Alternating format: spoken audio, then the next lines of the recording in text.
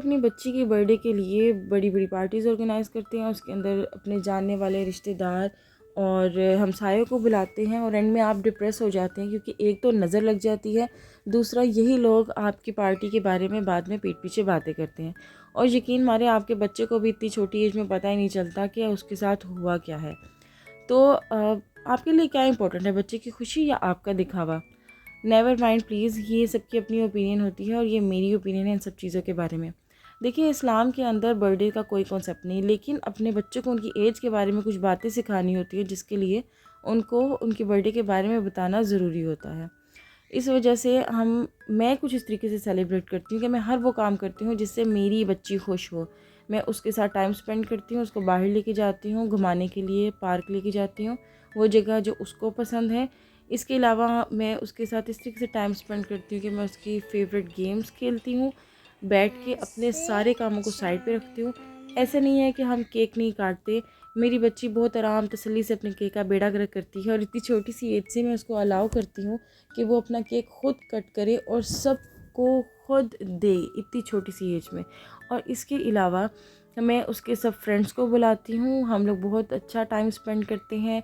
सब बच्चे जो होते हैं, ये ओपन डे होता है बच्चों के लिए और बच्चे आते हैं, कलरिंग करते हैं, यहाँ पे ड्राइंग्स करते हैं, टाइम स्पेंड करते हैं। हम कुछ स्नैक्स भी लेते हैं, जब बच्चे जा रहे होते हैं तो उनको हम गुडी पैक दे देते हैं। लेकिन इन सब के साथ साथ जो है हम बिल्कुल भी मेंशन नहीं करते कि मेरी बेबी का बर्थडे है।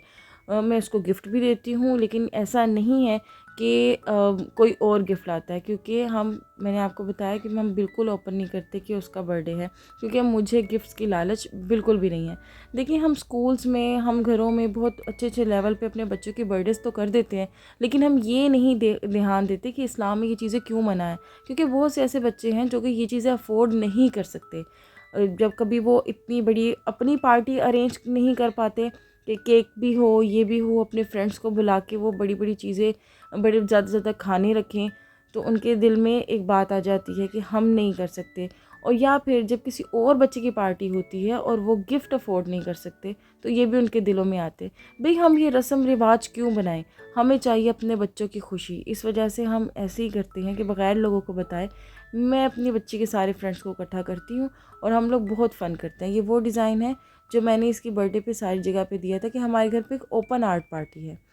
एनीवेज़, बच्चे खुश तो हम खुश। अब मैं आपके साथ शेयर करने जा रही हूँ रबिया का एक पेज। रबिया जो है एक बहुत बहुत अच्छी बेकिंग आर्टिस्ट है।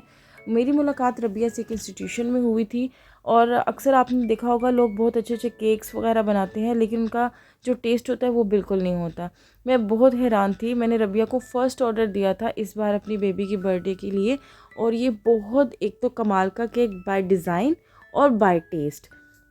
और मैं चाहती हूँ कि ऐसी तमाम फीमेल्स आगे आएँ और अल्लाह हम सबको बरकत दे और आसानियाँ पैदा करे। अपने बच्चों का ख्याल रखें। अल्लाह हाफ़िज़।